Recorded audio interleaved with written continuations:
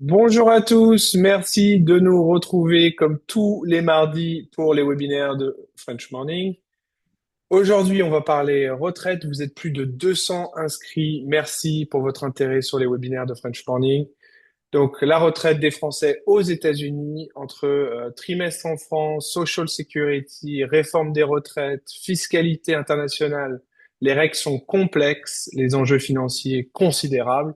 Et du coup, pour vous accompagner, on a trois experts aujourd'hui. Le premier, c'est Alexandre Quentin, partner wealth manager, advisor chez USA France Financial. Il est accompagné d'Olivier Sureau, qui est CPA expert comptable directeur chez USA France Financial. Ils accompagnent ensemble plus de 1500 familles dans leur planification patrimoniale, fiscale transatlantique. Alexandre figure aussi dans la liste Forbes des meilleurs professionnels de la finance en 2023, 2024 et 2025. Et on a aussi Philippe Plantadi de chez Nouvelle Vie Retraite.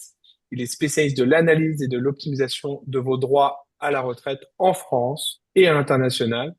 L'objectif, vous l'avez compris, aujourd'hui, c'est vous donner les clés concrètes pour anticiper et optimiser votre retraite internationale. On est en direct, profitez-en. Les premiers qui posent les questions, on les posera dans l'ordre. On a reçu aussi quelques questions par email, assez nombreuses. Donc, certaines que j'ai envoyées aussi à nos experts, ils nous ont peut-être déjà répondu, mais on les traitera aussi à la fin. On répondra à des questions d'ordre général. Donc, si on peut éviter les questions un peu trop longues, vous aurez de toute façon l'occasion de réserver un rendez-vous privé si vous le souhaitez avec chacun des experts et vous pouvez rentrer en détail sur des situations personnelles en privé après ce webinaire. Allez, je donne tout de suite la parole à Philippe qui va nous partager son écran et puis qui va tout nous expliquer sur la retraite française. Merci Romain. Bonsoir à tous. Je suis Philippe Lantady du cabinet Nouvelle Vie Retraite. Ma spécialité, c'est les retraites des régimes obligatoires en France, les 42 régimes français, mais également de bon nombre de retraites en Europe, aux États-Unis, au Canada et au Japon. Donc, à travers notre cabinet, nous accompagnons à peu près chaque année entre 700 et 800 personnes dans la connaissance de leurs droits de retraite et également lorsqu'ils sont en âge de percevoir leur pension nous prenons en charge les démarches pour bénéficier et percevoir leur pension française depuis leur pays de résidence et, dans certaines situations, leur retraite étrangère. Donc ce soir, je vais vous parler de- des retraites françaises et de l'impact d'une expatriation.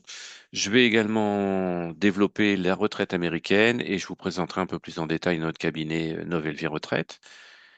Pour ce qui est de la retraite française ou des retraites françaises et de l'expatriation, on va voir plusieurs notions et les deux premières notions importantes sont des notions d'âge, un âge d'ouverture des droits et un âge du taux plein. L'âge du taux plein, il est fixé à 67 ans. Il était fixé avant la réforme 2023 de 67 ans. On a conservé cet âge de 67 ans dans le cadre de la réforme. Donc à 67 ans, on vous permet de percevoir vos retraites françaises, les droits que vous avez acquis dans les régimes français sans minoration, quelle que soit votre durée de carrière. Pour percevoir ces droits avant l'âge de 67 ans sans minoration, il y a des conditions à remplir et c'est là que la première notion d'âge, l'âge d'ouverture des droits, est importante. En fonction de votre année de naissance, vous pouvez percevoir vos droits français entre 62 et 64 ans. On va voir le calendrier dans les diapositives suivantes, en fonction de la réforme 2023, mais également en fonction de l'ajournement ou de la mise en suspens de la réforme dans le cadre du projet de loi de financement de la sécurité sociale qui a été voté fin 2025. Donc, entre ces deux bornes d'âge, premier âge d'ouverture des droits et âge du taux plein garanti de 67 ans, vous pouvez percevoir vos retraites françaises sans minoration si vous remplissez une condition de durée de carrière totale et si vous ne percevez pas si vous n'avez pas la possibilité de percevoir vos retraites françaises sans minoration avant 67 ans parce que vous ne remplissez pas la condition de durée de carrière, à ce moment-là, vous allez avoir un abattement qui sera proportionnel au nombre de trimestres manquants. Donc ça, c'est quelque chose effectivement qu'il faut anticiper dans votre planification financière. Le taux de votre pension peut varier entre 37,5 et 50% en fonction du nombre de trimestres que vous avez de manquants pour atteindre le nombre de trimestres requis pour le taux plein. Dans le cadre des carrières longues, on a la possibilité d'anticiper à partir de 58 ans. Donc, il faut effectivement regarder parce que chaque année, on a entre 15 et 20% des personnes qui partent en retraite en France qui bénéficient des carrières longues. Donc, ça peut être quelque chose qui vous correspond. Là, les âges de départ en retraite avec la réforme 2023, donc toutes les personnes qui sont nées avant le 1er septembre 1961 peuvent partir à partir de 62 ans, avec des trimestres qui varient entre des trimestres à justifier entre 167 et 168 trimestres.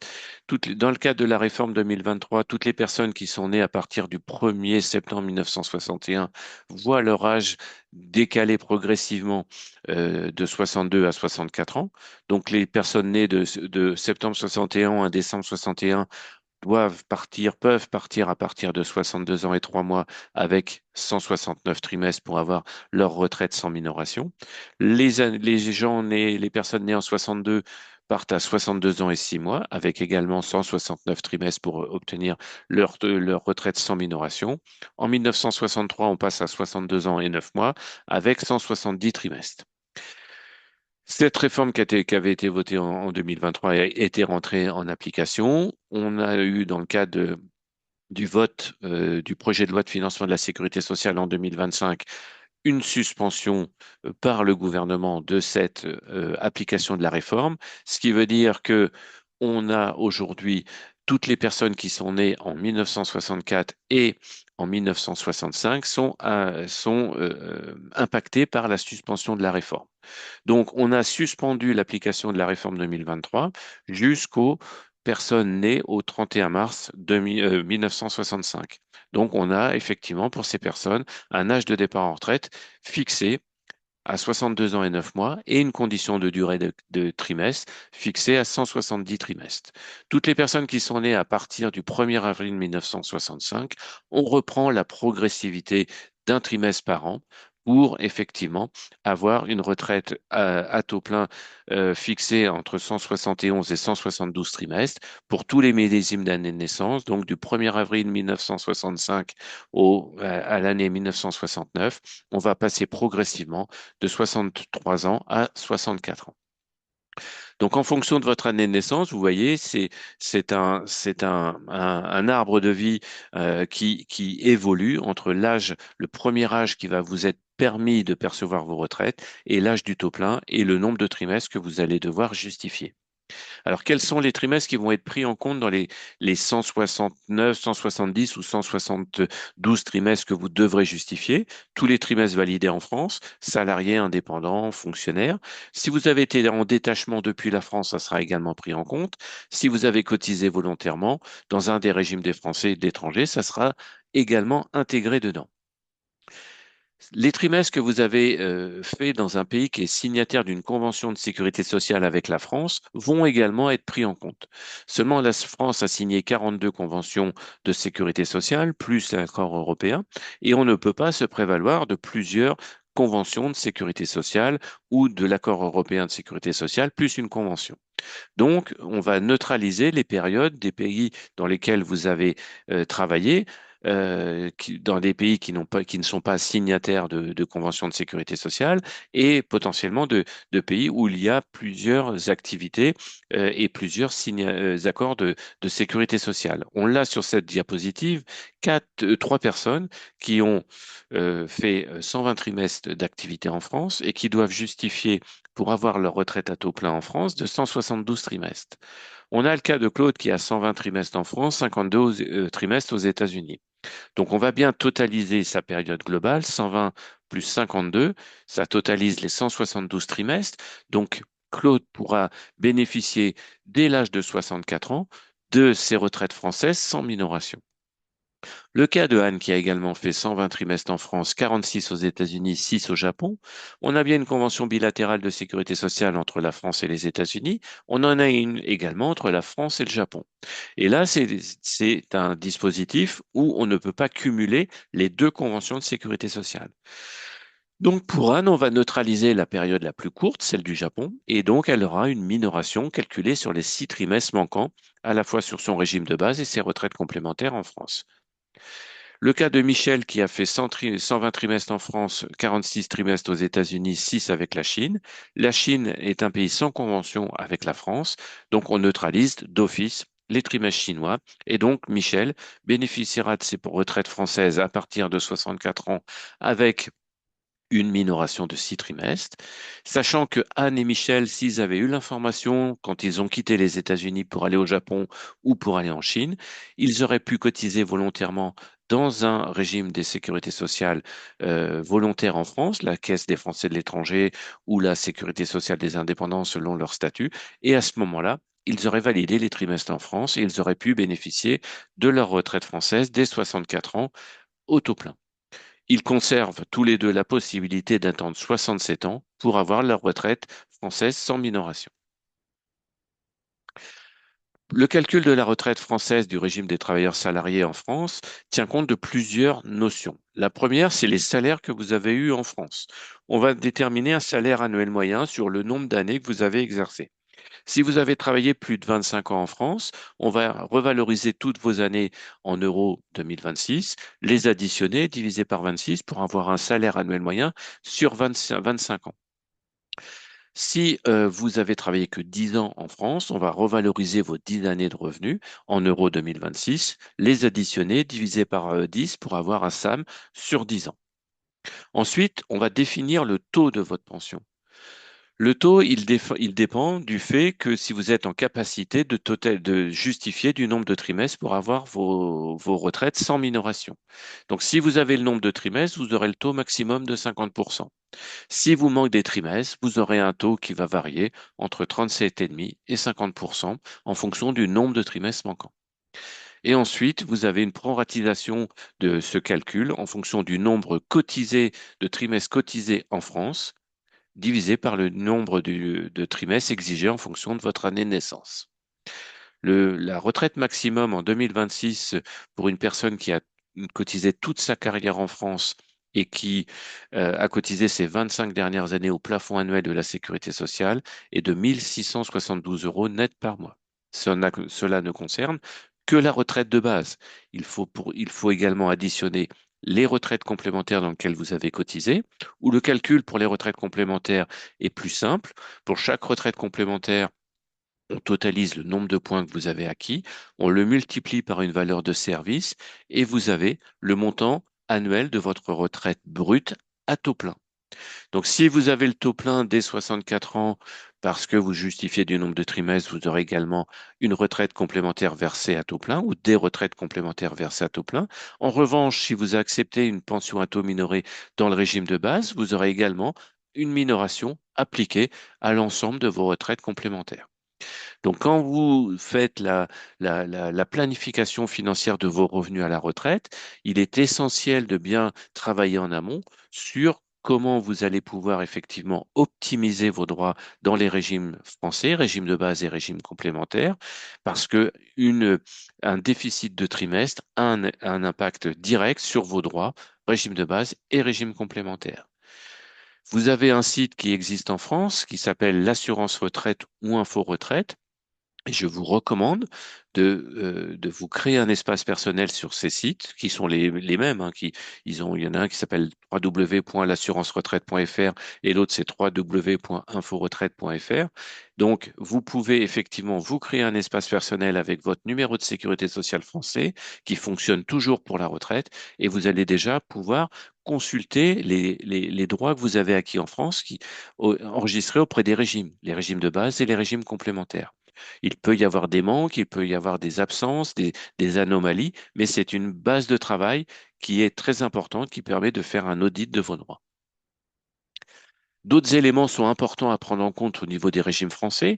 L'incidence de la situation familiale. Il existe des trimestres validés pour les mères de famille, pour chaque enfant, que vos enfants soient nés en France ou à l'étranger. Qui dit retraite française dit automatiquement droit à la réversion pour des personnes qui sont mariées exclusivement. Le seul lien reconnu est le mariage. Donc, c'est des choses qui sont importantes à prendre en compte au niveau de la planification et de votre organisation pour la retraite. On a vu que le non-cumul de conventions était potentiellement pénalisant. Donc, si demain vous devez quitter les États-Unis pour un pays avec convention ou un pays sans convention, posez-vous la question de cotiser volontairement dans les régimes français des Français de l'étranger, des affiliations volontaires, la CFE, la Sécurité sociale des indépendants. En France, on peut racheter des trimestres, 12 trimestres maximum pour année d'études ou année incomplète. Donc, c'est un dispositif qu'il faut regarder. Il ne faut pas se lancer à corps perdu dans un rachat de trimestre parce que c'est un mécanisme onéreux qui peut ou ne pas avoir de rentabilité dans toutes les situations.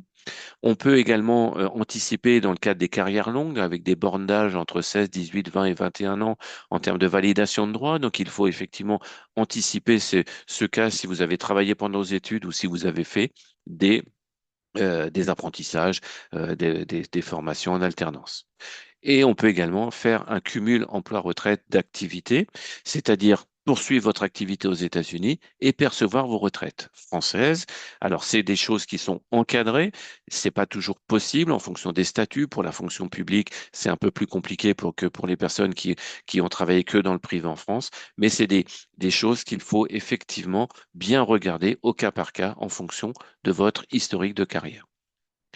Au niveau de la retraite américaine, on a des bornes d'âge qui sont un peu similaires à la France, avec un full retirement age qui est progressivement décalé à 67 ans, le full retirement age étant l'âge du taux plein aux États-Unis, avec une possibilité d'anticipation de la perception de la retraite américaine à 62 ans, avec une décote.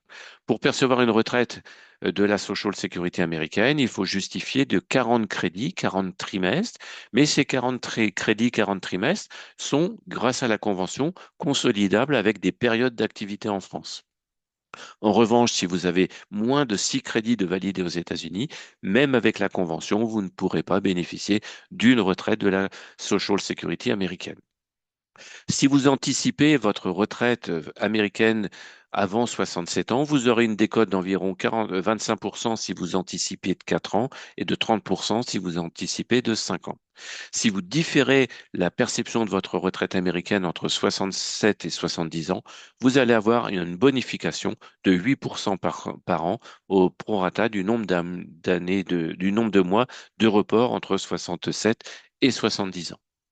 Comme en France, on cotise pour la retraite de base sur le plafond annuel de la sécurité sociale, aux États-Unis, vous avez une assiette maximale de cotisation qui est fixée à 184 500 dollars en 2026. Donc, tous les revenus supérieurs à cette somme ne sont pas pris en compte dans vos cotisations à la Social Security, ni dans le calcul de votre retraite. Et le montant maximum d'une retraite à percevoir par la SSA américaine est de 49 824 dollars en 2026 pour une personne qui a cotisé les 35 années, les 35 dernières années sur l'assiette maximum de cotisation chaque année. Vous n'êtes absolument pas obligé de demander vos retraites françaises et américaines en même temps. Vous pouvez dissocier la perception en fonction de votre organisation financière, en fonction des règles, de règles également. Vous pouvez très bien demander votre retraite française à 64 ans, continuer à travailler jusqu'à 67 ans et demander votre retraite américaine à 67 ans. Vous pouvez très bien demander votre retraite américaine à 63 ans et votre retraite française à 67 ans. Vous êtes totalement libre d'organiser la perception de vos retraites françaises. La seule chose que vous devez faire, c'est les demander. Elles ne vous sont pas versées automatiquement, notamment les françaises. La Social Security américaine, effectivement, à partir de 70 ans, fait un travail actif pour que vous demandiez votre retraite américaine. Concernant le cabinet Nouvelle Vie Retraite pour lequel je travaille, nous sommes une société de services qui existe depuis 1986. Notre seul métier, comme je le disais en tout début de présentation, c'est d'assister nos clients dans la connaissance et la perception de leurs droits de retraite. La connaissance, c'est travailler en amont sur la planification financière à l'aide d'une étude qui s'appelle un bilan retraite.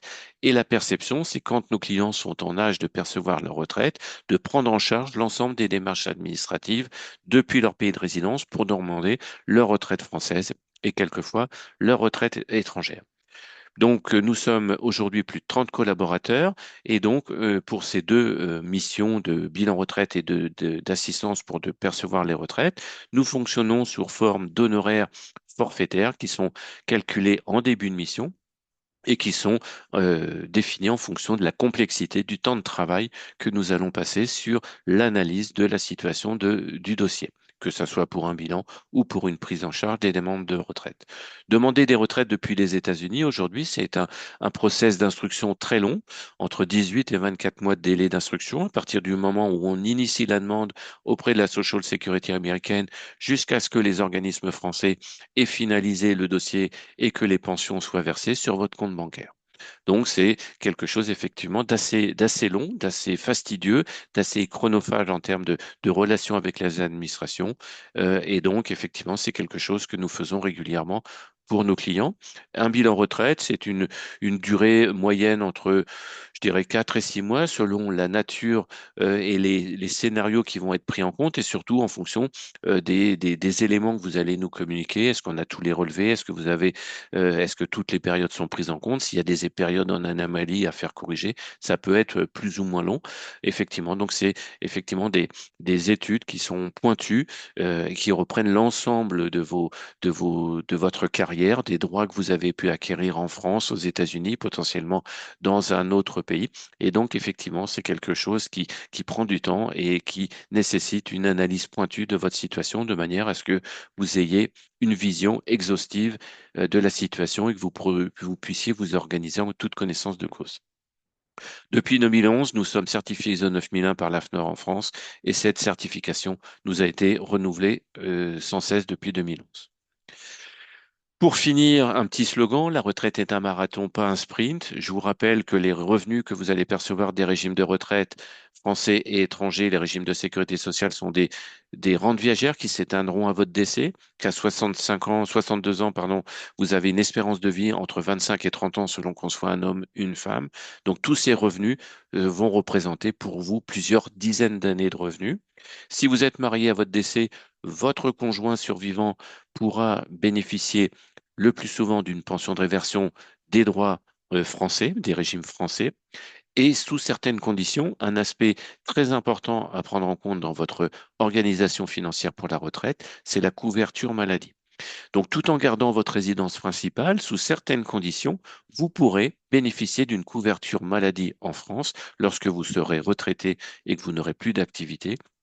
Donc, c'est aussi quelque chose d'important à intégrer dans votre organisation et dans votre planification financière. Donc, autant d'éléments importants à intégrer dès ce soir et à prendre en compte dans votre organisation et, si possible, dès que vous allez commencer à travailler sur votre organisation financière pour la retraite, de les intégrer dans votre réflexion. Voilà, vous avez sur cette diapositive mes coordonnées, donc mon nom, Philippe Lantady, mon téléphone, une ligne directe qui est renvoyée sur mon cellulaire, et vous pouvez me contacter à l'adresse philippe.plantady@novelvie.com. Je vous proposerai un rendez-vous. J'ai oublié de vous mettre mon QR code pour que vous puissiez vous connecter directement sur mon calendrier pour prendre un rendez-vous qui est gratuit. Donc le premier rendez-vous de 30 minutes, voilà, nous pourrons prendre le temps de discuter de votre situation et nous verrons ensuite s'il est utile et que vous le souhaitez, que nous puissions travailler ensemble. Donc n'hésitez pas, le premier rendez-vous est gratuit. Peut-être que Romain pourra le mettre dans le chat, mon QR code pour que vous puissiez vous connecter sur mon calendrier et prendre rendez-vous directement avec moi.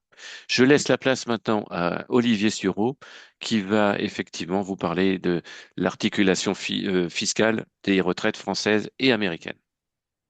Merci Philippe, merci encore pour cette présentation. Je vais à mon tour vous partager mon écran. Et donc, voilà. Donc, de mon côté, je vais vous parler de fiscalité des retraites entre la France et les États-Unis. Donc, on va parler aujourd'hui de retraite franco-américaine. Je vais dans un premier temps, moi, vous parler de fiscalité. Alexandre, mon associé, vous parlera de stratégie patrimoniale pour vos retraites et vos actifs patrimoniaux, à la fois du côté franco-américain et dans un contexte international. Vous avez nos QR codes à l'écran, hein, je vous les remettrai à la fin de ces présentations d'Alexandre et de moi-même. Donc, on va vous parler de cette fameuse fiscalité, hein, du cadre fiscal franco-américain des retraites entre la France et les États-Unis, sachant que, bien évidemment, Le but, c'est d'éviter, comme d'habitude, double imposition. Il faut savoir, bien évidemment, quand on parle de retraite, de déterminer son statut fiscal, résident ou pas résident, et bien évidemment de savoir calculer et bien déclarer correctement vos retraites, à la fois du côté français, du côté américain, puisque bien évidemment, le but n'est pas de payer l'impôt et d'éviter de payer l'impôt deux fois, bien évidemment. Donc, quand on parle de fiscalité, de façon générale, il faut savoir une première chose, c'est que, vous savez, chaque pays a son propre droit interne, hein. Chaque pays a sa fiscalité. Par exemple, la France a sa propre fiscalité, le droit interne français, les États-Unis ont le droit interne américain également. Donc ça, chacun a ses propres réglementations fiscales. Il faut savoir que nous avons des conventions fiscales, hein, qui prévoient des accords, notamment entre la France et les États-Unis. Ces conventions fiscales vont toujours au-delà des lois internes. Donc attention, quand vous voyez quelque chose dans une convention fiscale qui pourrait être en contradiction avec un élément interne de droit fiscal, on en parlera après, cette convention ira au-delà des lois internes. Vous verrez l'importance dans le cadre notamment des retraites, dans le cadre de la convention fiscale entre la France et les États-Unis. Donc, dans notre cadre à nous, hein, entre la France et les États-Unis, nous avons eu plusieurs conventions fiscales qui ont été conclues. Celle qui concerne l'impôt sur le revenu, c'est on parle de la convention de non-double imposition, qui a été signée en 1994 et amendée à plusieurs reprises. Et le dernier amendement en date, qui date de 2009, concerne la fiscalité des retraites franco-américaines. Une autre convention qui a été signée également en 1978 qui concerne les successions et donations, une très très bonne convention fiscale entre la France et les États-Unis. Et enfin, l'accord de sécurité sociale, dont essentiellement vient de parler Philippe, hein, qui régit un peu les droits au trimestre quand on cotise des deux côtés et les accords entre justement la France et les États-Unis. Et enfin, hein, il y a ce qu'on appelle un accord FATCA, hein, qui est le quatrième accord, je dirais, dans ce cadre-là, qui est l'obligation des banques françaises de déclarer de façon automatique, j'insiste bien de façon automatique, l'intégralité des données bancaires que possèdent des résidents fiscaux américains auprès de banques en France. Donc, certains d'entre vous, vous avez des banques en France, des montants en France, des actifs financiers en France. Dans le cas de la FATCA, les banques, sur un certain nombre de placements, ont l'obligation de divulguer de façon automatique et de façon annuelle à l'administration fiscale américaine un certain nombre de données. Donc, attention à bien connaître cela. Donc, quand on parle de retraite entre la France et les États-Unis, il faut savoir les définir. Philippe en a très bien parlé tout à l'heure, hein. Quand on se situe du côté français, on a le régime de base, hein, le régime de sécurité sociale, et tous les régimes complémentaires à caractère obligatoire et à caractère également facultatif, hein. On va parler de tout ce qu'on appelle les plans d'épargne retraite et tout ce qui concerne cette partie-là. Du côté américain, on a également ce qu'on appelle la Social Security, hein, les sécurités sociales américaines, hein. Ça, c'est la retraite publique et les retraites complémentaires. Alors, on va parler de 401k, d'IRA de SEP, mais également de plans de retraite publics, enfin, excusez-moi, dans les universités ou quand vous êtes professeur.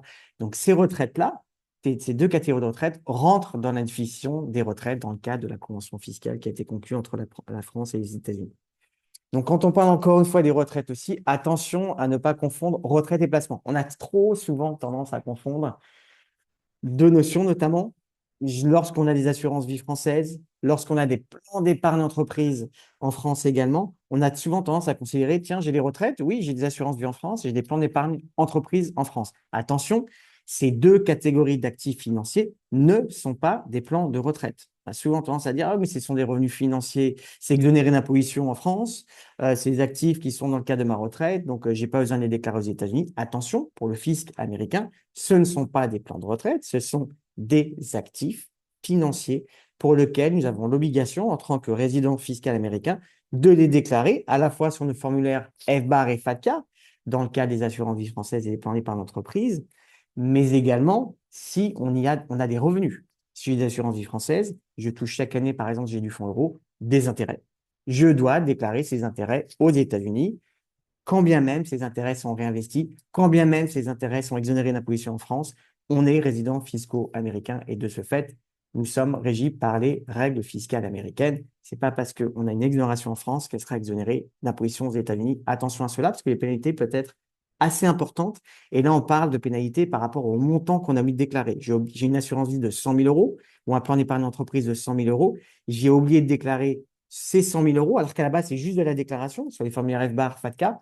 Potentiellement, c'est 50% de pénalité, donc 50 000 euros. Hein, je parle bien du montant, je ne parle pas d'impôt. Donc, attention à cette partie-là dans ce cadre-là. Donc, quand on parle d'assurance vie également, hein, n'oubliez pas que les assurances vie françaises, hein, en France, en règle générale, on n'a pas d'impôt tant qu'il n'y a pas de rachat. Également, on a imposé uniquement au rachat. Donc, chaque année, lorsque les revenus font l'objet, des revenus sont dégagés, tant qu'ils restent à l'intérieur de cette poche d'assurance vie en France, elles ne sont pas taxées en France. Alors, si on est résident français, on est assujetti aux prélèvements sociaux, mais si on n'est pas résident français, on n'est pas assujetti aux prélèvements sociaux, donc il n'y a pas de fiscalité du côté français. Mais attention, comme je suis résident fiscal américain, j'oublie ce qui est prévu en France. Du côté américain, je dois déclarer chaque année les revenus dégagés. Je dois vérifier et valider si à l'intérieur de ces assurances-vie, il n'y a pas ce qu'on appelle des PIFIC, des fonds investis, comme des unités de compte, auquel cas on peut avoir une fiscalité assez importante en cas de revente. Et enfin, il ne faut pas oublier ce qu'on appelle la compliance, déclarer ces assurances-vie sur les formulaires FBAR, c'est le FIN 114, le FATCAL 8938 et éventuellement le formulaire PIFIC 8621. Si j'ai une assurance vie américaine, là, du côté français, la France reconnaîtra de la même façon que la fiscalité française et l'assurance vie. Tant que je ne rachète pas, je n'ai pas d'impôt. Si je liquide par contre une assurance vie américaine, j'ai un gain qui est taxé dans ce cadre-là. Si en revanche, j'emprunte sur cette police-là, comme ce qu'on appelle comme des prêts lombards, je n'ai pas de fiscalité puisque je fais un emprunt dans ce cadre-là. Et bien évidemment, dans le cas d'une succession, je suis imposé selon le régime fiscal en fonction de ma résidence fiscale. Du côté américain, je n'ai aucune fiscalité quand j'ai une assurance vie américaine en tant que résident fiscal américain, donc pas d'impôt s'il n'y a pas de rachat. Si éventuellement je décide pour une raison ou une autre de me distribuer cette assurance vie américaine, ce serait déjà le capital qui serait remboursé avant les intérêts. Et éventuellement après, dans ce cadre-là, ce serait effectué, la fiscalité s'appliquerait. Et bien évidemment, comme je viens de vous l'évoquer, on a la possibilité de collatéraliser une assurance vie américaine, un peu comme en France aussi, hein, c'est-à-dire que je peux emprunter sur mon assurance vie américaine pour éviter justement d'avoir toute fiscalité et de me permettre d'avoir une fiscalité complètement exonérée d'imposition. Donc, bien comprendre un peu la divergence entre les deux régimes fiscaux en fonction de la situation fiscale, résident fiscal américain ou français, et le type d'assurance vie française ou assurance vie américaine. Mais attention, si vous êtes résident fiscaux américain, je vous déconseille d'avoir une assurance vie française ou tout du moins, au moins soit de pas la bouger ou de la vider sans forcément la fermer, mais attention aux conséquences fiscales du côté américain. Donc, quand on parle de convention fiscale entre la France et les États-Unis, quand je vais évoquer de la convention fiscale de 94, il y a un article qu'il faut connaître dans le cadre des retraites, la taxation des retraites entre la France et les États-Unis, c'est l'article 18 de la convention fiscale entre nos deux pays. Qu'est-ce que dit l'article 18 de cette convention fiscale? Et il faut aussi se référer d'ailleurs à l'article 24. L'article 18 dit que les retraites sont taxables uniquement et exclusivement dans le lieu de cotisation. Donc, dans le cas de la convention fiscale entre la France et les États-Unis, j'ai cotisé en France, je serai taxable toujours en France. Même si au moment de ma retraite, je suis résident fiscal américain, je serai toujours taxable qu'en France et complètement exonéré d'imposition au niveau fédéral. Attention, très important. Normalement, si je n'avais pas la convention fiscale, si je paye en France, par exemple, 5% d'impôts et que mon taux d'imposition américain serait de 25, je paierais différentiel au niveau fédéral aux États-Unis. Dans le cadre de la convention fiscale, la CEVI clause, dans le cas de l'article 24 et 29, ne s'applique pas. Ça veut dire que le fisc américain ne peut pas me demander au niveau fédéral de payer un impôt sur ses retraites françaises. Donc, taxé dans le lieu de cotisation. Et à l'inverse, si je cotise aux États-Unis et que je suis résident français, je serai taxable aux États-Unis et pas en France au moment de la retraite. On va parler tout à l'heure des petites nuances. Donc, bien connaître cet article 18 de la Convention fiscale franco-américaine. Également, c'est certains d'entre vous, vous êtes ce qu'on appelle détaché. Philippe a évoqué le statut de détaché d'expatrié. Un détaché, c'est quelqu'un qui continue à cotiser au système de retraite obligatoire en tant que salarié français, mais qui habite aux États-Unis, par exemple. Et un expatrié, c'est quelqu'un qui cotise de façon volontaire. C'est-à-dire, par exemple, ça peut être un salarié américain, mais qui veut continuer à cotiser à la caisse de retraite du côté français. L'avantage, c'est que dans le cas de l'article 18 de la Convention fiscale entre la France et les États-Unis, les cotisations de retraite françaises, si je cotise dans un système de retraite française et que j'habite aux États-Unis, je vais pouvoir déduire ces cotisations de retraite françaises comme un plan de retraite américain de type 401k. Donc, de mes revenus américains, je pourrais déduire, dans les mêmes limites que mes 401k, les cotisations retraite françaises. En revanche, dès lors que j'aurai le statut, ce qu'on appelle d'immigrant, cet avantage fiscal s'éteindra, c'est-à-dire que dès lors que j'aurai une carte verte, je ne pourrai plus déduire mes cotisations de retraite françaises de mes revenus américains, mais ça ne mettra pas en cause le passé dans ce cadre-là. Donc, un vrai avantage de la convention fiscale entre la France et les États-Unis quand on veut continuer à cotiser dans ce cadre-là à ces retraites françaises. Et le gros avantage, toujours, j'en reviens, c'est la taxation aura lieu dans le lieu de cotisation, même si je suis américain, même si je suis carte verte au moment de ma retraite, et je vous donnerai le mécanisme juste après. Donc, premier cas de figure, au moment de votre retraite, vous êtes résident fiscal américain ou alors citoyen américain. Pour rappel, hein, est une personne résidente fiscale américaine. En règle générale, c'est donc deux critères. Premier critère, c'est un critère de présence physique. Si en prenant les 3 dernières années, je dépasse le critère des 183 jours, en gros, je prends 100% du nombre de jours que j'ai passé au cours de l'année, j'y rajoute un tiers de l'année N-1 et un sixième de l'année N-2. Si cette somme-là est égale ou supérieure à 183 jours, je suis résident fiscal américain et donc redevable de payer mes impôts sur mes revenus mondiaux. Ou alors, si je suis, dans certains cas, carte verte, mais surtout citoyen américain, si je suis citoyen américain, peu importe où j'habite dans le monde, je serai toujours fiscalisé aux États-Unis sur mes revenus mondiaux. Donc, dans ce cas de figure-là, premier cas de figure, au moment de ma retraite, prendre ma retraite, soit j'habite aux États-Unis, je suis résident fiscal américain, soit j'ai un passeport américain, je suis par définition résident fiscal américain.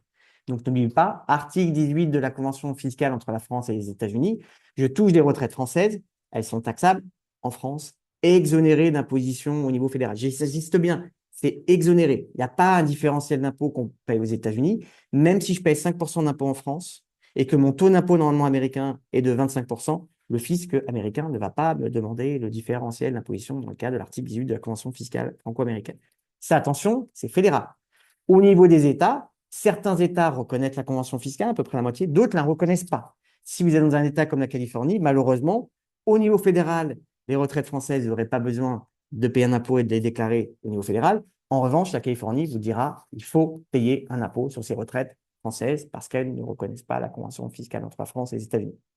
Donc, je suis non-résident, donc fiscalité dans le lieu de cotisation française, donc je serai imposé en France en tant que non-résident. Donc, je paierai des petites cotisations sociales qui sont en moyenne entre 3,2 et 7% dans ce cadre-là. Et je vais avoir un mécanisme d'imposition en France qui se fera à deux niveaux. Tout d'abord, une retenue à la source. Donc, c'est-à-dire pour s'assurer, parce que quand on est non-résident, pour s'assurer qu'on va bien payer son impôt, on demande au système de retraite, aux personnes qui vont verser vos retraites françaises, de prendre un impôt à la source. Et cet impôt à la source, il sera libératoire, jusqu'à ce que vous atteigniez la tranche de 20%. C'est-à-dire que si demain vous avez une retraite qui fait à peu près, admettons, 45 000 euros en France, vous avez une retraite en France de 45 000 euros, jusqu'à 17 000 euros, l'organisme de retraite ne va pas vous prélever à la source d'imposition. Entre 17 000 et 45 000, ils vous prendront 12%, mais libératoire. C'est-à-dire quoi libératoire? C'est-à-dire que le fisc français ne me demandera pas plus d'impôts. Je n'aurai pas d'impôts complémentaires à payer du côté français. Donc, imaginez, si je n'avais pas la convention fiscale, 45 000 euros, je paierais peut-être en moyenne, en tant que non-résident, 8% d'impôts en France. Et au niveau fédéral, du côté américain, s'il n'y avait pas la convention fiscale, on dirait, quel est votre taux d'impôt? Tiens, il est 25%. Vous avez payé 8 du côté français. Vous êtes à 25% du côté américain. Donc, ou même 28 par exemple. Donc, je dois payer le complément, les 20%, je dois les payer aux États-Unis. Là, il y a la convention fiscale franco-américaine qui vont donc au-delà des lois internes qui dit exonération complète. Je paye 8% d'impôts en France. Aux États-Unis, je n'ai rien à payer, même si mon taux d'imposition est supérieur. Donc, vrai avantage de la convention fiscale, attention, j'insiste bien, c'est au niveau fédéral. Dès lors, en revanche, que je dépasse 49 667 euros, l'organisme de retraite va me prendre à la source les 20% pour la fraction supplémentaire, mais ce ne sera plus libératoire. C'est-à-dire que cette fraction supérieure, je vais devoir, dans un second temps, lorsque je vais déposer ma déclaration d'imposition l'année qui suit en tant que non-résident en France, je vais devoir rajouter la fraction qui est supérieure aux 49 000 euros. Imaginons que j'ai touché 69 667 euros de retraite. Les 20 000 euros supplémentaires de retraite que j'ai touchés du côté français, je vais les rajouter à ma déclaration de non-résident américaine, française, en tant que non-résident. Donc, ces 20 000 euros, on va y rajouter les autres revenus éventuellement taxables en France, par exemple en tant que non-résident si j'ai des revenus locatifs.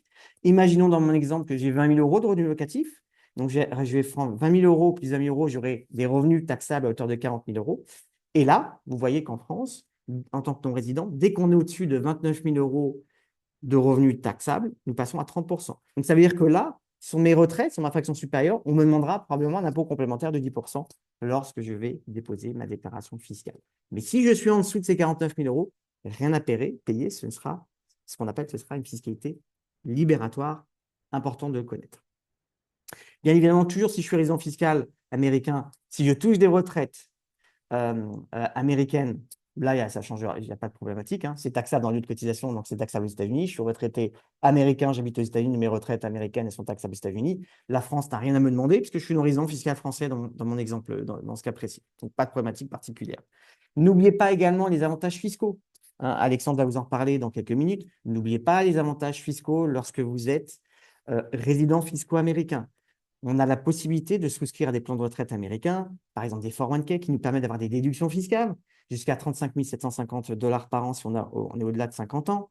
Si vous êtes entrepreneur, de cotiser un système de retraite de SEP qui vous permet d'être jusqu'à 72 000 $ si vous avez moins de 50 ans de cotisation de déduction fiscale. Vous avez des IRA, des Roth, des Defined Benefit Plans. Même si vous venez pour 2 ans, n'hésitez pas à contribuer à ce type de retraite parce que, un, ce sont des retraites par capitalisation, donc que vous garderez toute votre vie. Deux, si vous avez un employeur qui abonde à vos retraites, bah, c'est l'argent qu'on vous donne, autant en profiter. Et bien évidemment, c'est un avantage financier que vous aurez toute votre vie, même si vous rentrez vivre en France. Donc, n'hésitez pas à utiliser ces outils de retraite, si vous êtes salarié ou entrepreneur, comme une vraie optimisation fiscale et retraite américaine aux États-Unis, parce que vous n'y perdrez pas. Et même si vous êtes là pour 2-3 ans, c'est toujours gagné, c'est toujours un avantage fiscal que vous aurez à ce moment-là, dans ce cadre-là. Donc, pensez bien à étudier tous les outils fiscaux que s'offrent à vous. Et Alexandre vous en reparlera tout de suite après. Maintenant, schéma inverse, si je suis résident fiscal français, vous passez votre retraite en étant en France, retraité français. Article 18 de la Convention fiscale, je touche des retraites américaines, donc mes retraites américaines sont taxées dans le lieu de cotisation, aux États-Unis, dans mon exemple, du coup, retraite américaine taxée aux États-Unis. Là, l'avantage, c'est que même si j'ai cotisé, alors j'étais en Californie, bah, à partir du moment où je touche ma retraite, si je suis plus résident californien, je ne paierai pas d'impôt au niveau de la Californie. Ce sera qu'une fiscalité fédérale. OK? Ce qui se passera, c'est qu'on va distinguer 2 catégories de retraite. Tout ce qui est ce qu'on appelle Social Security, vous aurez ce qu'on appelle un prélèvement libératoire. Même principe que je vous évoquais tout à l'heure, c'est-à-dire qu'on va vous taxer sur la Social Security et on va vous prendre 30% d'impôt. Alors, sur 85%, donc en taux effectif, c'est un peu moins, ce n'est pas 30% sur 100%, mais ce sera libératoire. C'est-à-dire, même si mon taux d'imposition est inférieur en tant que non-résident à ces fameux 30%, je paierai 30% de la base de 85% sur la sécurité sociale. En revanche, sur les autres catégories de retraite, les retraites complémentaires, 401k, IRA, là, j'aurai une retenue à source toujours de 30% en tant que non-résident fiscal, mais en fin d'année, je vais déposer ma déclaration de non-résident.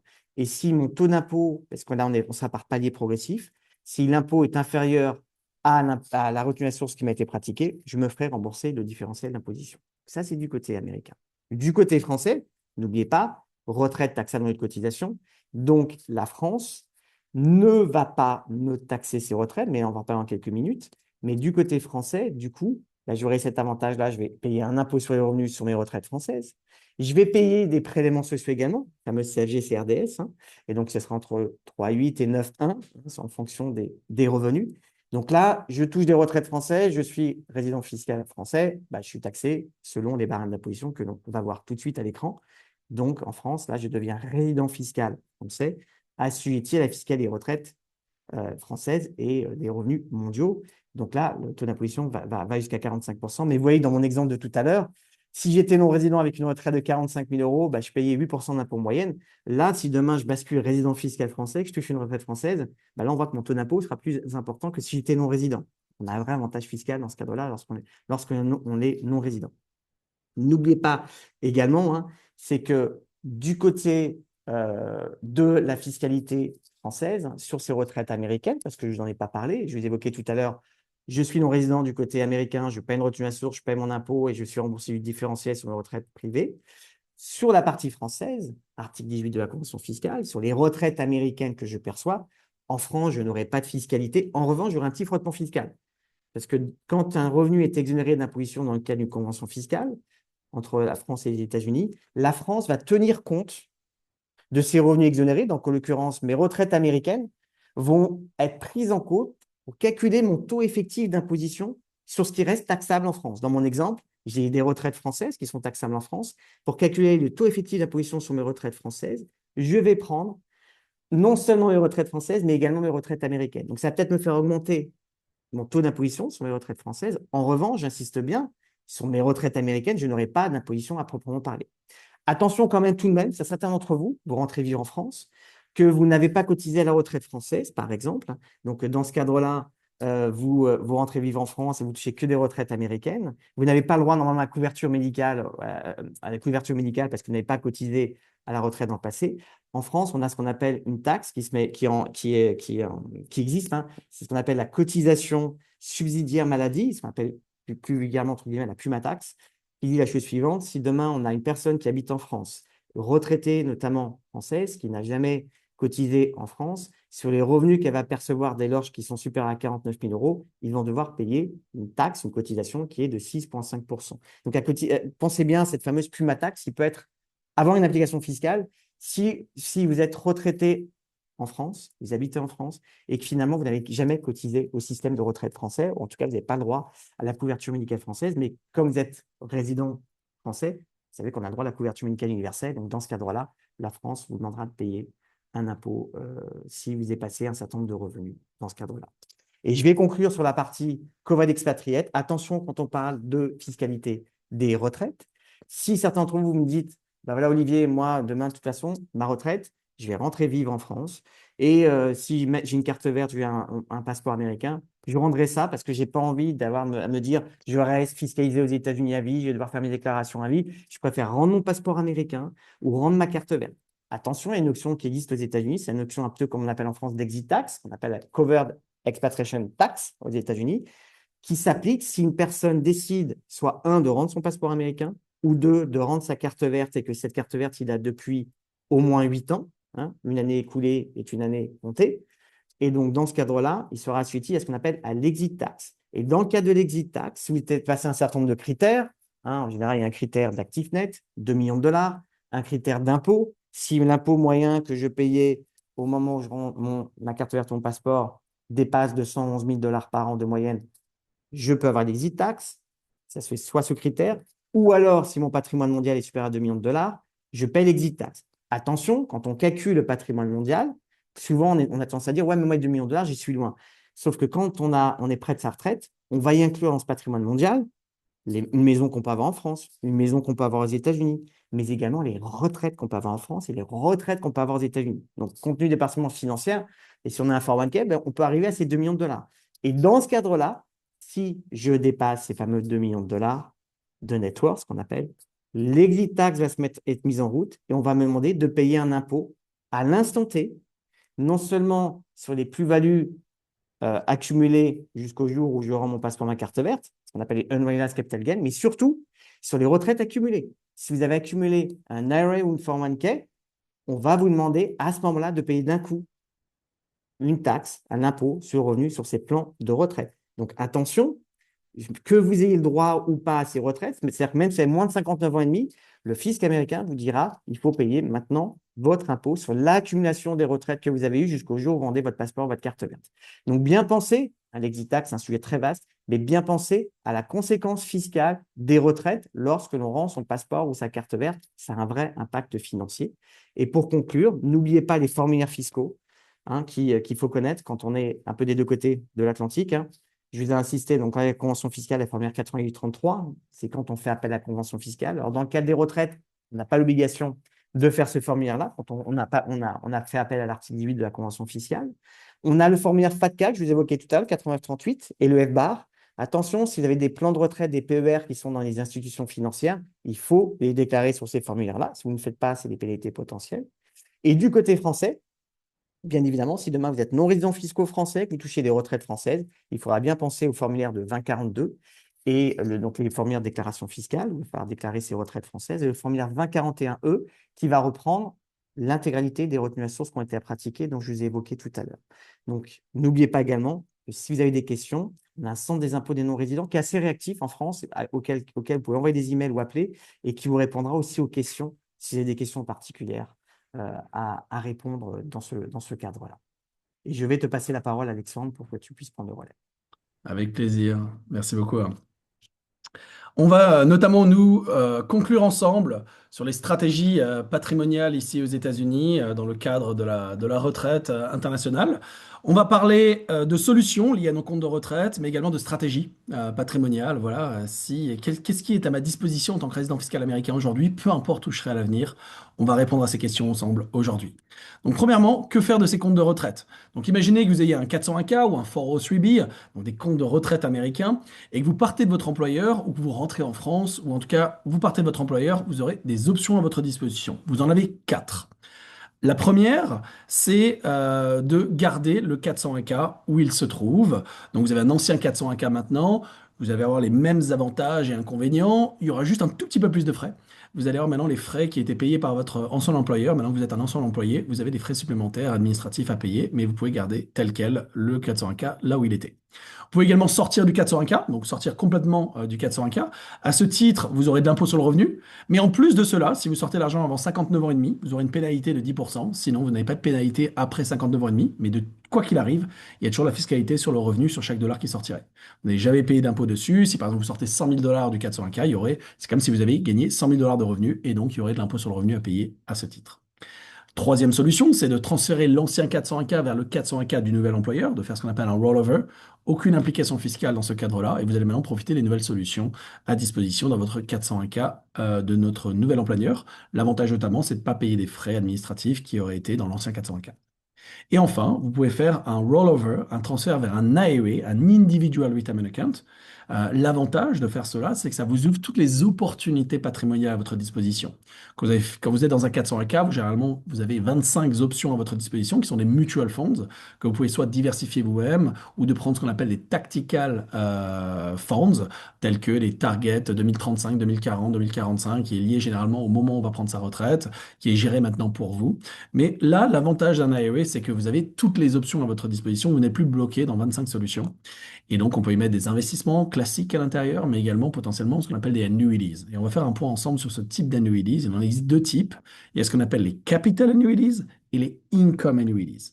Généralement, les capital annuities, on peut les utiliser avec un objectif de pouvoir réduire le risque avec une exposition marché et d'avoir des coefficients multiplicateurs à la hausse sur les marchés. L'objectif étant de faire augmenter un maximum la valeur de ce capital avec de la protection et plus de potentiel de rendement. On peut considérer ça à quasiment tout âge. Les income annuities, qu'on va voir dans un deuxième temps, seraient réservés aux personnes qui ont au minimum 48 ans pour les mettre en place. Donc on va commencer par ces capital annuities et je vais vous donner un exemple de comment ça peut fonctionner.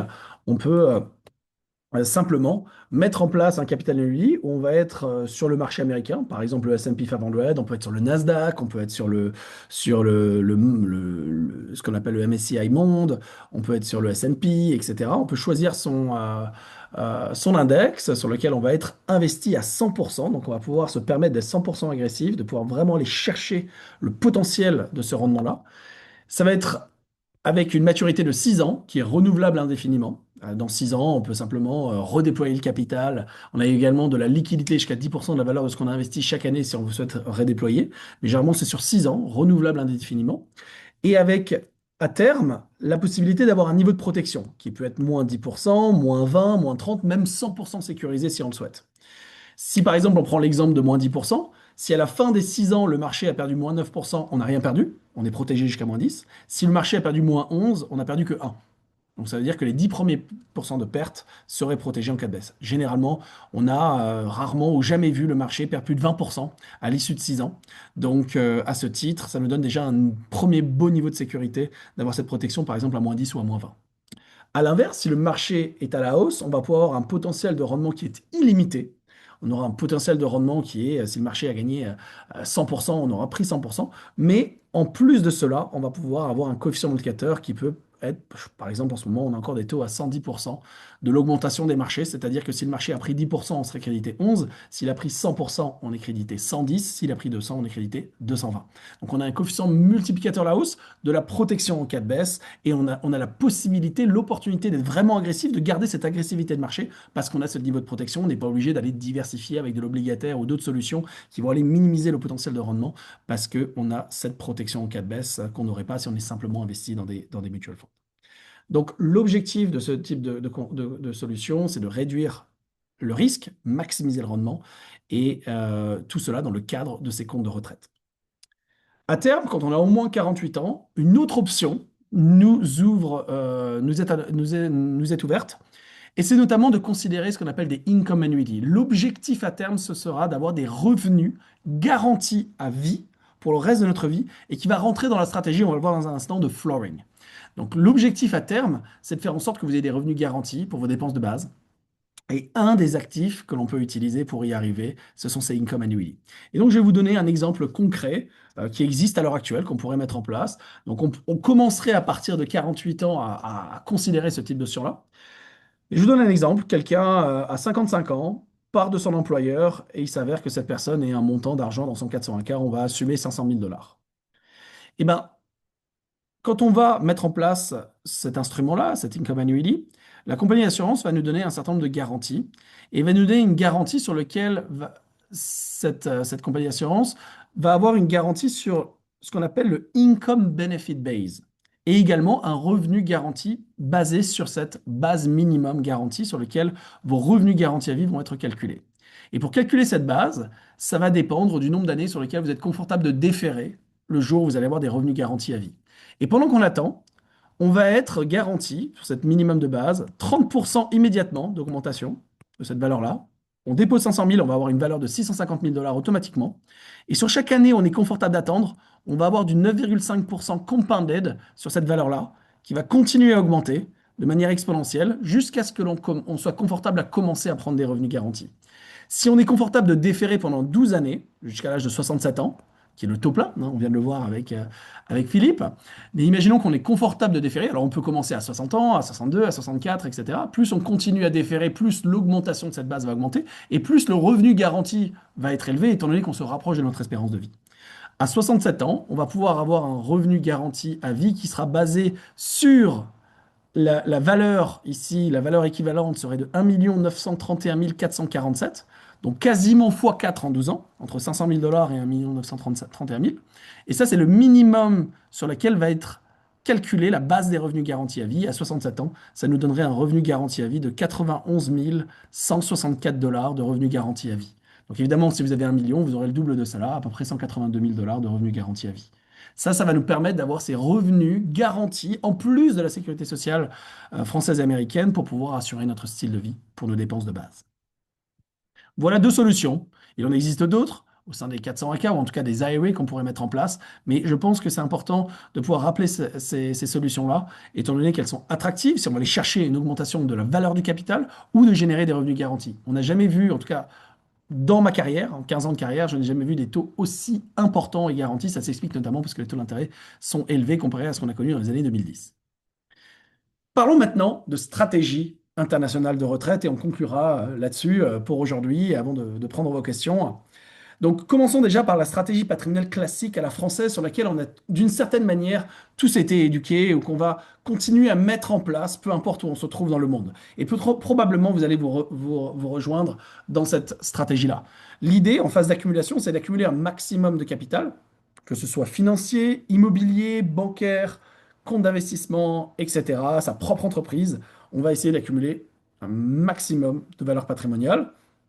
Et sur cette base-là, on arrive à la retraite et on va essayer de vivre de ce patrimoine. Donc imaginez que vous avez accumulé de l'immobilier, vous avez payé vos prêts immobiliers, vous allez pouvoir être rentier de ces revenus générés, essayer d'augmenter les loyers chaque année pour faire face à l'inflation et de vivre de ce capital avec les revenus générés par ce capital-là et on va faire ça pour le reste de notre vie. C'est la meilleure stratégie à mettre en place en France. Nous n'avons pas d'alternative, c'est la meilleure stratégie à mettre en place et c'est en effet quelque chose qui nous paraît assez familier et qu'on mettrait en place, que l'on habite en Chine, qu'on habite aux États-Unis, qu'on habite en France, on mettrait ce même type de stratégie patrimoniale en place. La problématique de cette stratégie-là, c'est que si l'objectif est de garder le style de vie, malheureusement, cette stratégie est vouée à l'échec.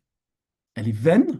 Je peux croiser les doigts autant que je veux pour mes parents qui sont en France, qui sont dans cette stratégie-là parce que c'est la meilleure stratégie à mettre en place en France. Mais ça va être extrêmement compliqué de garder ce style de vie dans ce cadre-là. Pourquoi? Parce que qu'on le veuille ou non, quand on part à la retraite, on fait face à une vingtaine de risques qui va mettre tellement de pression au quotidien, ça va être extrêmement compliqué. Je ne vais pas faire l'ensemble des 20, mais je prends en exergue les 4 premiers. Premièrement, c'est la longévité. Comme le disait si bien Philippe, ce n'est pas un sprint, mais c'est un marathon. On va potentiellement vivre 20, 25, 30, 35 ans à la retraite. Et à ce titre, on va vivre longtemps. Et deuxièmement, on ne sait pas exactement combien d'années ça va durer. Et donc à ce titre, le réflexe, c'est de garder les actifs le plus sécurisés possible et vivre uniquement des intérêts pour que cela puisse continuer de manière indépendante. Bah, plus on a un nombre d'années élevé, et plus ça va être un risque exponentiel de tous les autres risques. Deuxièmement, c'est la taxation. On est dans un bas historique ici aux États-Unis. Nous sommes à 37% au taux marginal supérieur au niveau fédéral. Nous étions à 39,6 il y a 8 ans, 70% dans les années 70, 93% dans les années 30-40. Et je parle bien ici des États-Unis.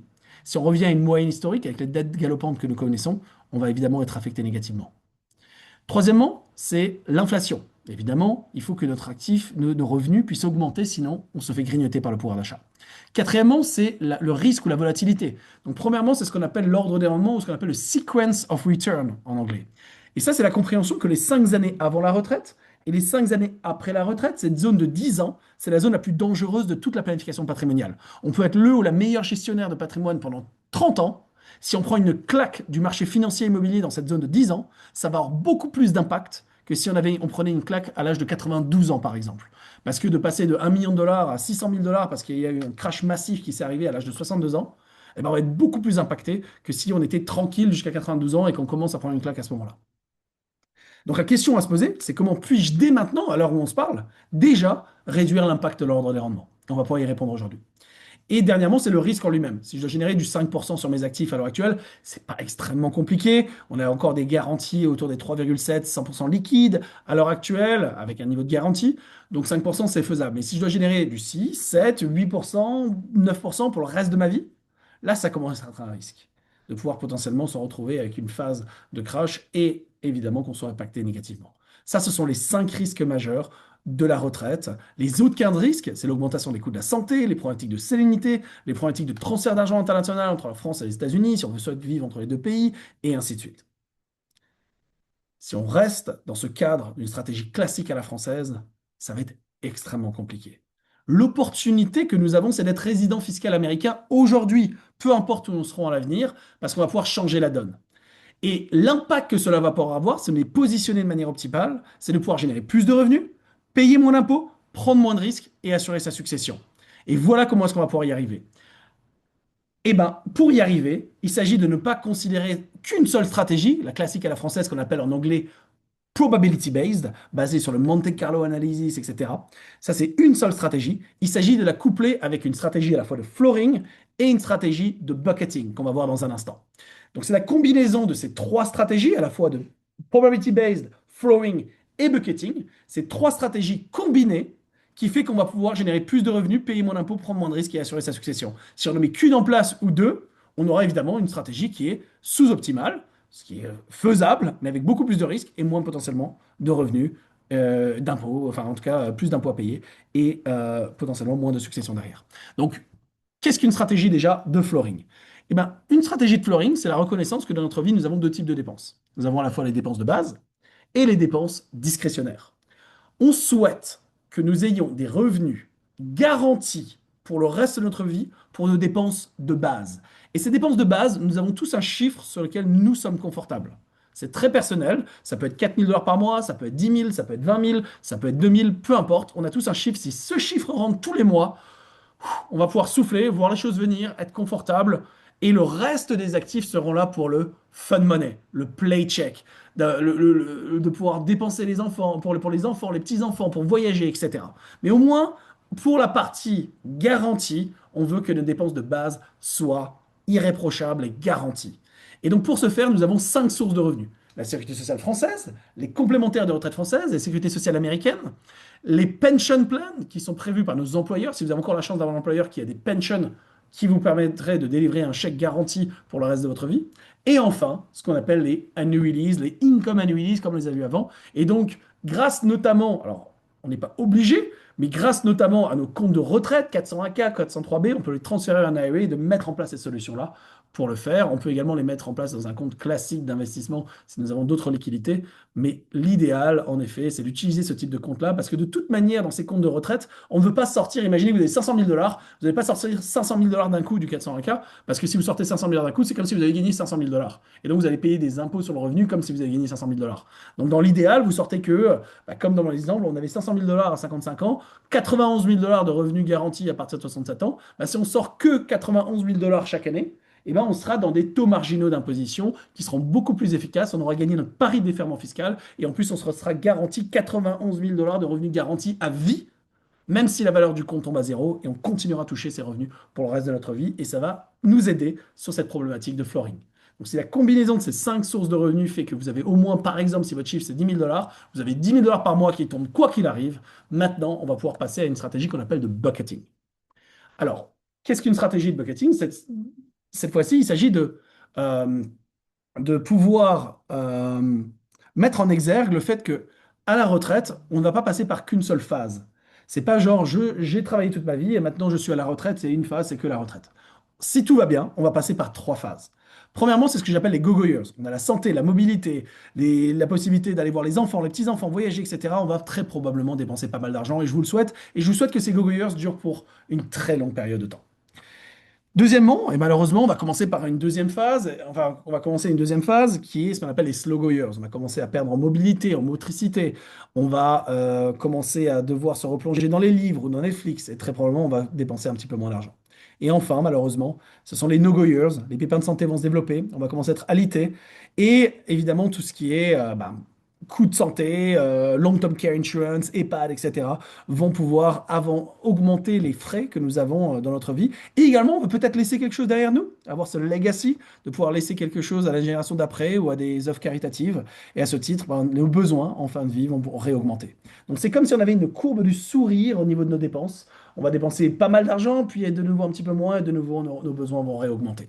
Et donc stratégiquement parlant, l'objectif, ce serait de dédier certains montants d'argent, certains actifs, à certaines phases de vie pour être d'autant plus granulaire que si par exemple, si on met un petit montant d'argent de côté pour assurer par exemple les slow go no go et qu'on est sûr d'avoir de l'argent qui nous attend pour plus tard dans le slow go no go, ça nous donne maintenant la permission de pouvoir dépenser le reste de ce capital-là sur les go-go years et donc de ne pas être bloqué à une stratégie où on vit que des intérêts de notre patrimoine, mais de pouvoir avoir la permission, ce qu'on appelle le permission slip en anglais, de pouvoir dépenser à la fois le capital et les intérêts de notre patrimoine sur les go-go years. Donc on a maintenant la permission de dépenser un maximum d'argent dans la zone qui est la plus importante de la retraite. C'est pas à 85 ans qu'il faut commencer à se dire c'est maintenant que je souhaite voyager, c'est maintenant que je souhaite vivre, je veux commencer à faire des choses. Non, c'est dès qu'on prend notre retraite, on a très probablement 20, 25 belles années devant nous et c'est là où on doit avoir l'opportunité de pouvoir dépenser un maximum d'argent. Et donc de se positionner de manière optimale pour qu'on ait à la fois la capacité de dépenser capital et intérêt va nous permettre d'être en position de force. Et généralement, on parle de 40 à 60% de revenus supplémentaires. Et je vais conclure là-dessus. Par un graphique qui va expliquer mon point. Mais grosso modo, dans une stratégie classique à la française, on va accumuler 100% de notre patrimoine qui va être diversifié dans un 401K, des comptes de retraite, un compte d'investissement, on aura de l'immobilier, on va avoir également du cash, on va peut-être avoir son propre business, etc. On va avoir une valeur patrimoniale et on va essayer de vivre des intérêts générés par ce patrimoine-là. Si on assume 5% net de frais nets d'impôt, si j'ai 1 million, je génère 50 000, si j'ai 10 millions, je génère 500 000 et ainsi de suite. Et on va faire ça pour le reste de notre vie. Et espérons qu'on puisse avoir la capacité de faire face à l'inflation, au crash financier et immobilier, etc. durant cette stratégie-là classique à la française. L'opportunité qui s'offre à vous est la suivante. Au lieu déjà, de voir tout l'ensemble de ce patrimoine comme un seul bucket et de vivre des revenus générés, l'idée c'est déjà premièrement de carve out la partie 401K et de pouvoir créer ce flooring de ces revenus garantis à vie. Donc c'est de mettre en place donc cette income annuity grâce au transfert du 401K vers un IRA et sur lequel on aura ces revenus garantis à vie. Si on prend en considération, par exemple, les 91 000 dollars qu'on a vu dans l'exemple précédent, ici, on aurait également un genre de flooring qui est uniquement le Social Security, française et US. Ben là, l'income annuity va nous permettre également, en plus de la sécurité sociale française et US, de pouvoir nous permettre d'avoir ces revenus garantis à vie. Si on assume, par exemple, qu'on ait 39 000 dollars de revenus garantis à vie avec les sécurités sociales françaises et américaines, eh ben, on va se retrouver avec 130 000 dollars de revenus garantis à vie juste avec le fait qu'on ait carvé le 401K et qu'on ait ces revenus garantis de la sécurité sociale. Donc on a déjà de 130 000 dollars de revenus garantis à vie. Et si justement ces 130 000 qui font à peu près bon, du 11 000 dollars par mois, si ça c'est déjà garanti, on va déjà se sentir confortable parce que ça va tomber pour le reste de notre vie.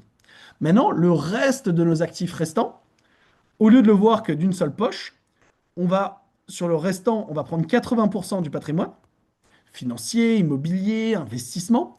Et on va faire en sorte que dans cette partie-là, dans cette partie de ces 100%, eh ben 20%, vous avez eu l'opportunité durant votre vie, dans votre phase d'accumulation notamment, il n'est jamais trop tard, commence avec des gens qui commencent à 75 ans, mais le plus tôt le mieux, c'est de faire en sorte que vous ayez entre 20 et 25% de votre patrimoine en épargne dans un instrument qu'on appelle de la Cash Value Life Insurance. Donc c'est un instrument d'assurance vie américain pour lequel on va garder les avantages financiers, fiscaux et légaux que vous restiez aux États-Unis, que vous partiez en France ou ailleurs dans le monde.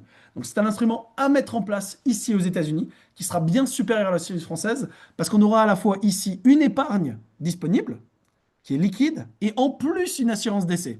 Donc les caractéristiques majeures de cet instrument, c'est un, il est garanti d'augmenter pour le reste de notre vie, il n'y a aucune année négative, c'est non corrélé au marché financier immobilier. On a un rendement interne qui nous permet de faire face à l'inflation. Donc on va s'attendre à peu près à du 4-5% de rendement net de frais net d'impôt. Et quand je dis net de frais net d'impôt, c'est qu'il est tax-free. Dès qu'on a déposé $1 dedans, il n'y a plus jamais de fiscalité derrière, à la fois sur l'augmentation du contrat, l'utilisation de liquidité et le death benefit pur derrière, peu importe où on habite dans le monde, quand on l'utilise de manière optimale. Et en plus de ça, il y a un death benefit attaché qui sera payé en plus de l'épargne disponible durant notre vivant.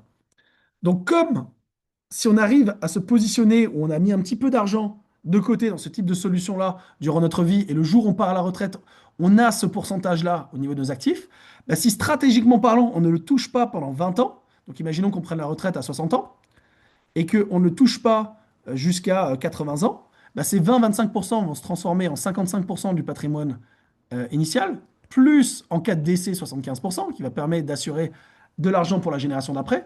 Comme on a assez d'argent ici pour finir nos vieux jours pour le fun money, parce que de toute manière les revenus garantis vont continuer à couler, on aura assez d'argent pour servir les slogo/no-go, 80 ans plus. Donc 80 ans plus is taking care of, à la fois sur les revenus garantis plus le fun money ou les besoins supplémentaires qu'on aurait en long-term care ou autre et l'effet de levier pour la génération future. Maintenant, ça nous donne la permission pour ces autres pourcentage ici, de pouvoir dépenser non pas que les intérêts, mais évidemment, on peut se permettre de dépenser le capital et les intérêts de ces 80%, et ce qui va nous permettre d'augmenter de 40 à 60% nos revenus de retraite dans la zone la plus importante, qui sont les 20 premières années de la retraite. Et c'est là où on va pouvoir avoir le maximum de style de vie. On va évidemment, comme on va dépenser les actifs les plus risqués ici, on va avoir de moins en moins de risques, on va payer moins en moins d'impôts, peu importe où les actifs se situent, peu importe où nous habitons, parce qu'on a moins en moins d'actifs qui est maintenant de générer du revenu et donc moins en moins de fiscalité sur les revenus. Donc on va générer plus de revenus, on va payer moins d'impôts, on va prendre moins de risques et on aura assuré notre succession. Et voilà comment on met en place une stratégie d'investissement qui soit holistique, internationale et qui nous permet de tirer avantage de nos opportunités en étant résident fiscal aujourd'hui, peu importe où on sera à l'avenir. Je vous remercie pour votre attention et Romain, si tu le souhaites, on va pouvoir passer aux questions. Allez, c'est parti. Merci à tous. On a pas mal de questions. On a une première question sur la retraite, l'éducation nationale. J'ai été notifié il y a quelque temps, à compter du 1er juillet 2024, nous prélevons la cotisation d'assurance maladie sur votre retraite en raison de votre situation fiscale. Je suis résidente aux US depuis 40 ans, résidente fiscale US et non résidente fiscale en France. Est-ce normal? Comme j'ai suffisamment cotisé en France, j'ai le droit déjà à la sécurité sociale française. Si ce n'est pas normal, que dois-je faire? Alors, c'est normal que vous soyez précompté pour l'assurance maladie sur vos pensions françaises. Si vous avez plus de 60 trimestres, vous pouvez bénéficier d'une couverture maladie en France, même si vous résidez aux États-Unis. Si vous avez moins de 60 trimestres et que vous souhaitez pas et que vous pouvez pas bénéficier de l'assurance maladie, vous pouvez contester et demander à ce que les prélèvements, les cotisations d'assurance maladie ne soient pas faits. Il suffit pour cela de justifier que vous relevez bien d'un régime d'assurance maladie à l'étranger et à l'aide d'une attestation et normalement vous devez pouvoir obtenir l'arrêt des prélèvements. Un auditeur anonyme qui nous dit, pour demander ses retraites complémentaires en France, doit-on attendre que le dossier de retraite soit principal, que le dossier de retraite principal soit en cours, délai Non. lié à la demande par formulaire SSA 2490?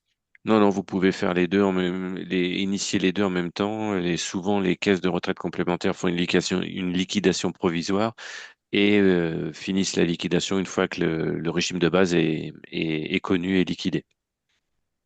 On a une question de Vincent. Est-ce que la retraite complémentaire est minorée en fonction du nombre de trimestres ou seulement la retraite de base?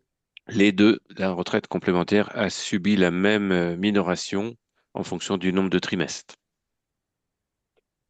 Question de Mathilde. Bonjour, comment est calculé le salaire annuel moyen lorsqu'on a débuté notre carrière aux États-Unis?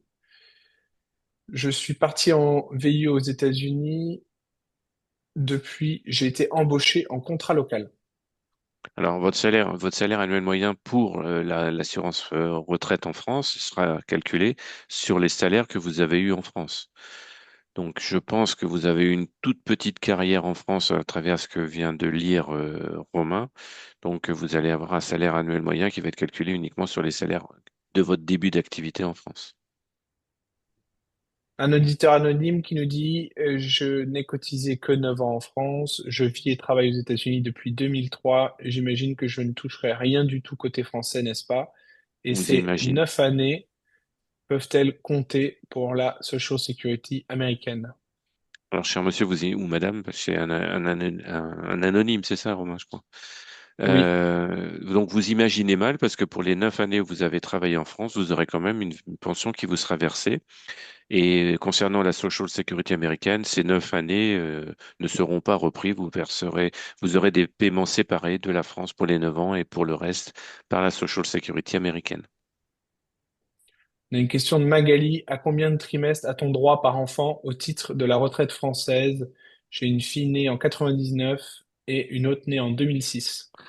Vous pouvez avoir jusqu'à 8 trimestres par enfant, que vos enfants soient nés en France ou à l'étranger. Une autre question de Magali. Quel est le taux maximum de liquidation quand on a travaillé pendant toute sa carrière comme fonctionnaire en France? Est-ce 50% comme dans le secteur privé? Non, le taux maximum de la fonction publique est fixé à 75% du dernier indice.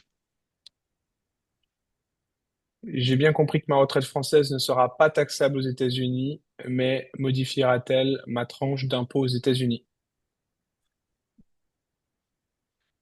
Avec le micro, Monsieur T'es en Suron, s'il mute, vous monsieur plaît. Sureau. Pardon, désolé. Non, il n'y aura pas du tout de modification de la tranche d'imposition puisque ce sera une exonération pure, donc elle ne rentrera pas dans le calcul de la tranche d'imposition. Attention, tout cela, j'insiste bien, c'est au niveau fédéral.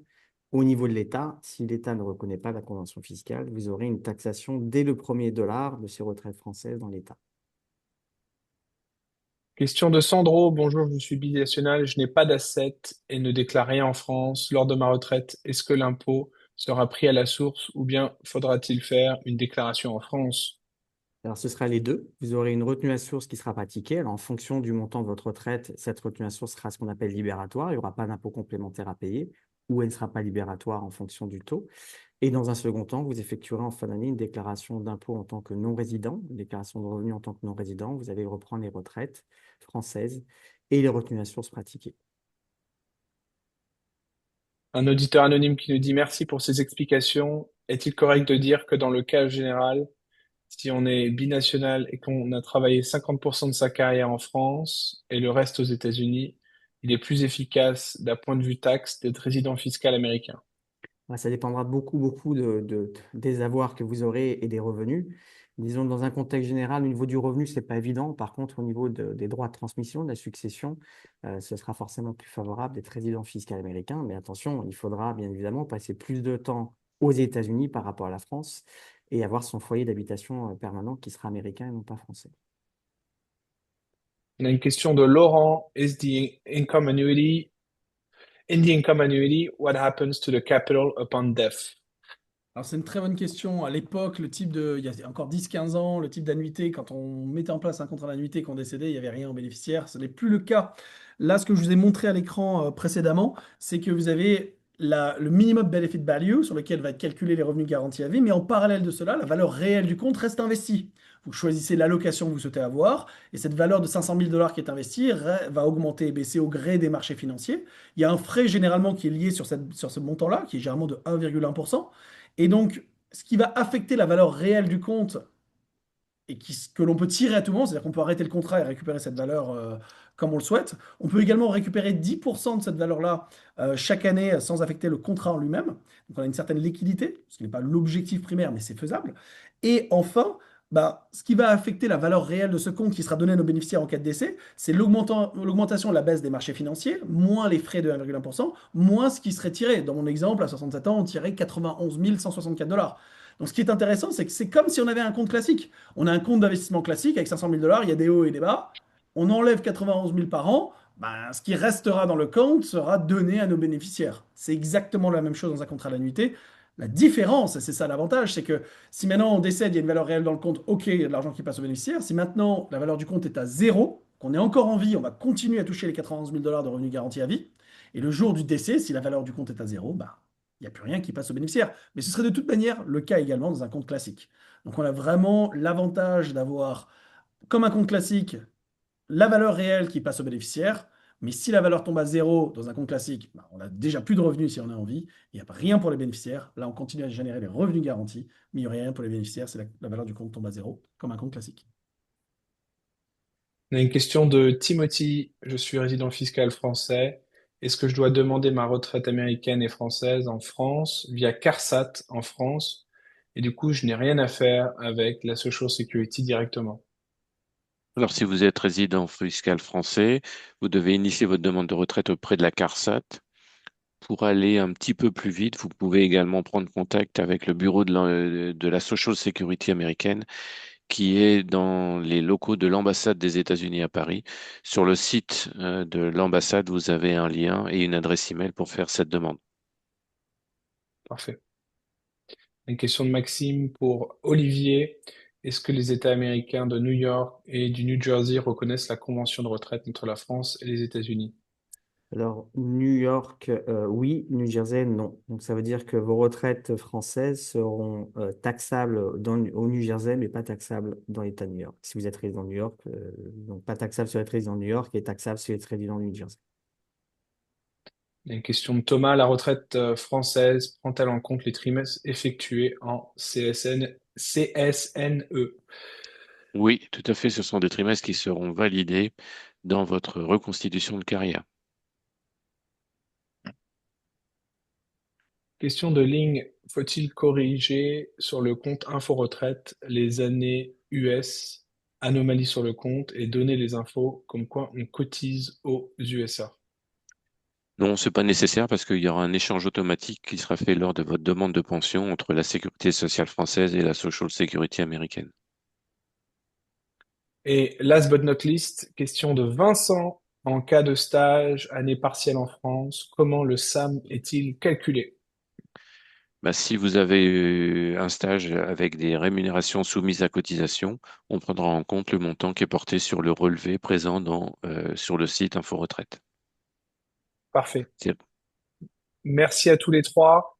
J'ai mis le Calendly de Oui, Philippe. j'ai vu, Donc, merci si Romain, vous, tout à fait. Ouais. voilà, pour les gens qui souhaitent prendre rendez-vous, je l'ai mis dans le chat. Je l'ai aussi mis en commentaire sur LinkedIn. Et de toute façon, il y a un email automatique qui part dans exactement 23 heures avec les liens pour prendre rendez-vous avec Alexandre, Olivier et Philippe. Merci de nous avoir suivis jusqu'à la fin. Je vous souhaite une bonne après-midi, une bonne soirée où que vous soyez dans le monde. À bientôt.